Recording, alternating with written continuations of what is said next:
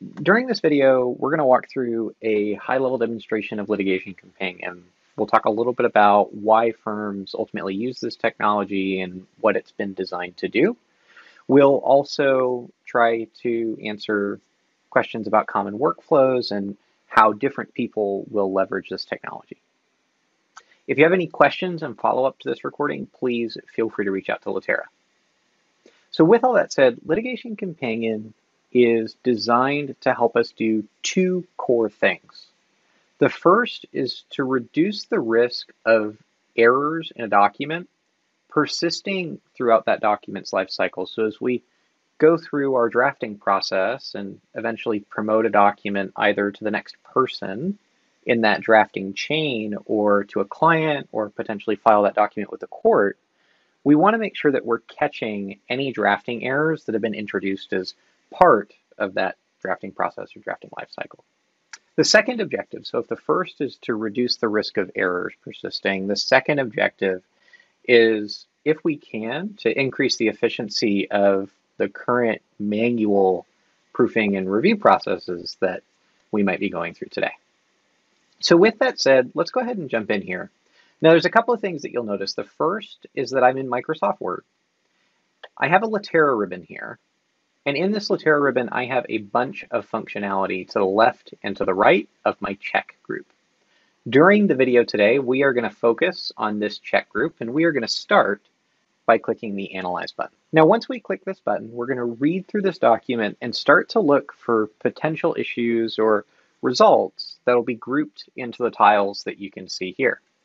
Now, each of these tiles is designed to be fairly self-explanatory. So the citation issues tile is going to show you potential issues associated with the citations in the document.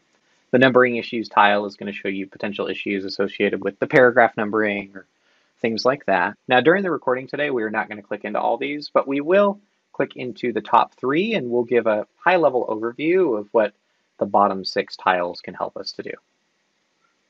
Now, let's go ahead and start by clicking into citation issues. The first thing that you'll notice here is that I have items with red exclamation points and items with yellow exclamation points. Our items with red exclamation points are things that we call attention items. These are things that we think have a high likelihood of being an error. For example, here we can see this cite to Rojo v. Kleiger. This is a short form cite that has no corresponding full cite in the document. So we can identify that and let you know that this is outside of Blue Book format. It probably needs to be corrected before this document moves on. Similarly, here I have this reference to Simmons v. Cal. This is a short form cite used before the full cite in the document. And then lastly, again, I have an orphan short form cite. This is a short form cite with no corresponding full cite. So those red exclamation points, these are things that, again, we think have a high likelihood of being an error. We really think that they should be reviewed before this document is sent out the door. Yellow exclamation points are what we call informational items, and these may or may not be an issue, but if you have time, ultimately someone should take a look at them. So for example here, I have this reference to Rojo v. Kleiger. In addition to being an orphan short form cite, as we saw earlier, Rojo v. Kleiger is also used with inconsistent capitalization in this document. So you can see in the first instance it's used in sentence case, and then in the second instance it's used in all title case.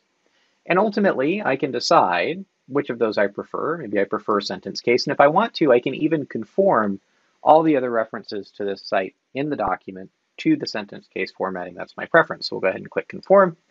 That'll change the formatting here. And then I can move on to whatever I might need to review next. Now we're going to go ahead and click out of the citation issues tile, and hopefully it's becoming clear the types of things that we're trying to identify. As we're reorganizing content within a document, we want to make it easy for you to go through and identify these types of issues, because when you drag paragraphs around and don't have time to go through and confirm that, oh, your citations are in order now, you don't have short form cites used before full, or you haven't accidentally removed a paragraph that contained the only full cite, right? That's the objective. We want to make it easy to go through and check for those types of issues. Now let's go ahead and move on to the next couple of tiles here. I'm going to click into names, dates, etc. next. Per its name, this is going to go through and show me things like company names, personal names, addresses, phone numbers, email addresses, all the things in this document that are specific to this client or matter. That's how we can think about this tile. And just like earlier, we want to go through and do some validation. So if there's things where we can quickly identify an error, we'll put a red exclamation point next to those. So here we can see Acme Film Productions LLC has been misspelled. It's been spelled AMCE instead of ACME. So we can quickly flag that and say, hey, in this document, you've consistently referred to this company and then you've deviated from that use. Are you sure that that's what you want to do? Now, the other way that we'll see people use the names, dates, etc. tile is as a way to gather context for what's in your document.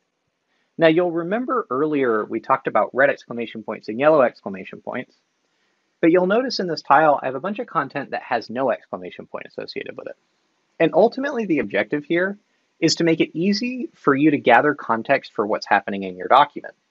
So if you want to do things like filter out everything except for company names, you can quickly go through and make sure that if you're repurposing content that you've used before, you haven't accidentally included a company name from a prior document. Ultimately, the goal is to make it easy for you to go through and gather context for what's going on in your document. All right, so we've talked through citation issues, we've talked through names, dates, etc. As I had mentioned, we're going to hop into references before we finish out here, and then we'll, at a high level, mention what each of the remaining tiles here can help us do. The references tile is going to show me all the authorities, all the references in my document that I may want to take a look at. So references to state citations, federal citations, legislation, all those types of things are going to be identified in here. Now, what makes this really important is that, again, I can filter just like we did earlier. So let's say I only want to look at state citations. Well, I can go through and filter my result just to look at state citations. I can also go through here and quickly start to select some of these citations for research. And I can do that in two different ways. The first is that I can just select a site. I have the option to copy that to my clipboard so I can throw it into whatever research engine I want. Or I have my little research button. This currently allows for two direct integrations, one to Google Scholar if you'd prefer to research that way, and one to Lexis Search Advanced if you'd prefer to research that way, so that ultimately you can use this as a quick link out to whatever research platform you'd like.